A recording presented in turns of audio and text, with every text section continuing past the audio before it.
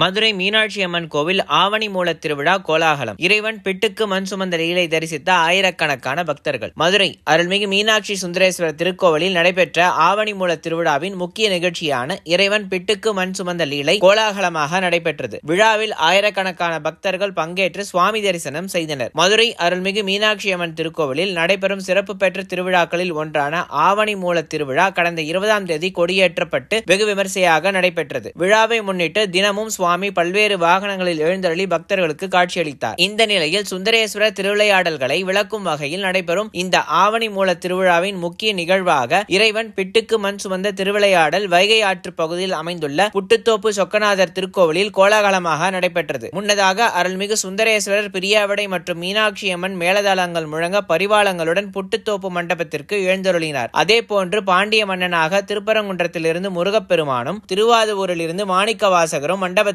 எழுந்தருள தொடர்ந்து நடைபெற்ற பூஜைகளை அடுத்து சொக்கநாதர் கோவில் பிட்டுக்கு மண் சுமந்த லீலை திருவிளையாடல் நடைபெற்றது. வெள்ளம் வரும் வைகையில் கரையை அடைக்காமல் சுவாமி தூங்குவது, அதை பார்த்த மன்னர் பொற்பிரம்பால் சுவாமியை அடிப்பது போன்றவற்றை கோவில் பட்டர்கள் சுவாமியாகவும் மன்னனாகவும் வேடமிட்டு திருவிளையாடலை அரங்கேற்றினர். தொடர்ந்து சுந்தரேஸ்வரர் தங்கத்தட்டில் மண் சுமக்கும் கோலத்தில் பிரியாவிடையுடன் காட்சியளிப்பதை பக்தர்கள் ஏராளமானோர் தரிசனம் செய்தனர். ஆவணி மூல திருவிழாவின் முக்கிய நிகழ்வு என்பதால் விழாவில் மதுரையில் பல்வேறு பகுதிகளில் இருந்தும் வந்திருந்த பல்லாயிரக்கணக்கான பக்தர்கள் அதிகாலையில் இருந்தே விழா நடைபெறும் புட்டுத்தோப்பில் குவிந்தனர். இதனால் அப்பகுதியில் காவல்துறை பாதுகாப்பு பலப்படுத்தப்பட்டிருந்தது. மேலும் விழாவை முன்னிட்டு பல வகை சுவை கொண்ட புட்டு விற்பனையும் மும்முரமாக நடைபெற்றது.